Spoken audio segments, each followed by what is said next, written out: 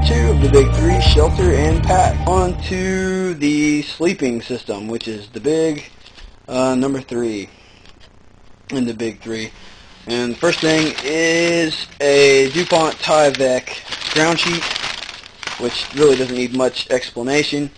I used some green house wrap that I cut similarly on my section hike, and when I got back I found this stuff, and I don't know if you can really see it. The weave on this Tyvek is really tight, so it seems to be much more water resistant. My camera won't focus here. But it seems to make a much better ground sheet for my money, which was $0. I work in construction anyway, so I was able to pick up some scraps from the house wrap guys who were using it. And of course that's cut down to size. I think it weighs about 5 ounces, just big enough for my sleeping bag to sprawl fairly well out without getting stuck on the dirt. The main part of the sleeping system, the bag. This top bag is exactly that.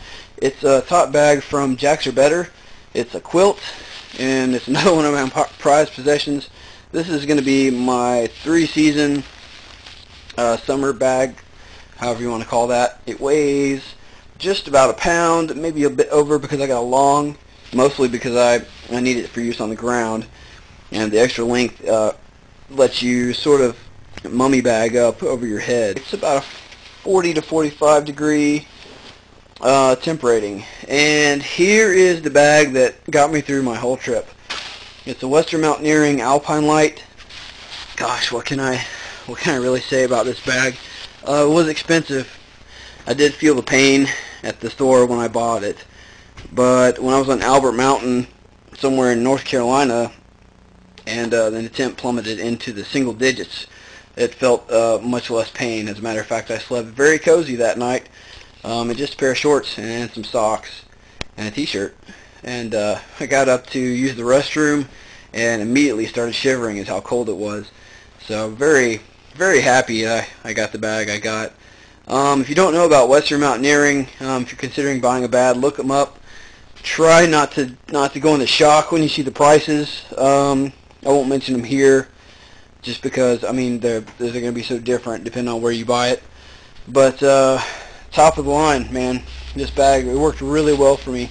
And I did decide to go with down, obviously after a lot of thought on the matter, which sort of frightened me at first because I thought, man, if I get my bag wet, I'm really going to be in trouble.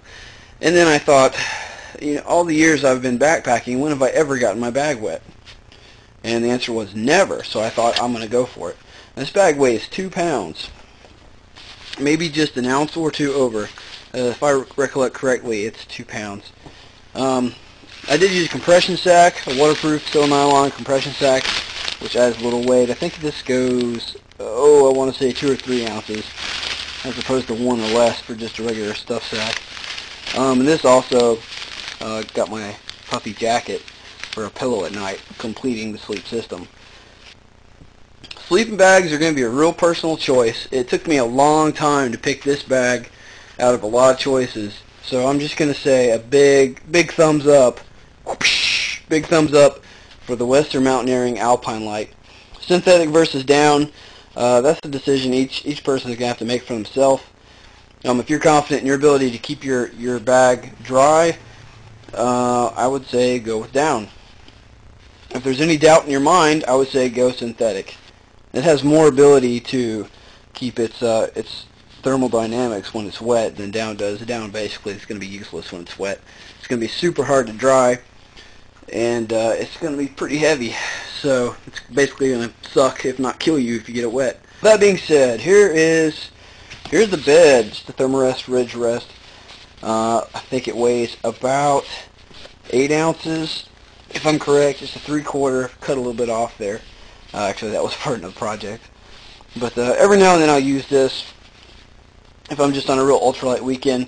This is my old, archaic Thermarest Ultralight. This pad's probably 10 years old, and I have babied it, but it's lasted a long time. It goes about a pound, so it's kind of heavy. compared to what's out there these days. But for the extra 4 or 5 ounces, it's hard to buy $100 to $200 of another pad. But it performed adequately, and it still does. It keeps going. It doesn't have any leaks or holes or punctures, and that's due to my caution again. But that's pretty much it. I do use a 3/4, and all this stuff. You can see how it's starting to work together now. I have my stuff sack with my jacket for a pillow. I have a 3/4 length pad, the ground sheet, and both of these packs have a very thick back panel. Real soft foam, and they insulate my feet and my lower legs very well from the ground at night. So I essentially have a full-length foam pad, or a full-length pad with a pack with foam piece at the bottom and an inflatable thermarest for my shoulders and everything below, and then a very well-insulated jacket for a pillow. So things you're already carrying with you working together to form a complete system. So that's pretty much it for the big 3 for me. The Granite Gear packs, Bowear 8x10 tarp, and stakes. Didn't mention the stakes are bound up with a bit of bootlace, so it holds my stakes together, and I have a little bit of extra cordage should I need it, about 3 feet or so, just in case. Something's got to hold them. Why not a little something that might help me out? But anyway, packs, sleeping system, and shelter. And that's the big 3 and the first part of my my gear set series. Hope you enjoyed it, and if anyone has any questions, post them in the comments box. Thanks for watching, and be coming at you with part 2 right here shortly.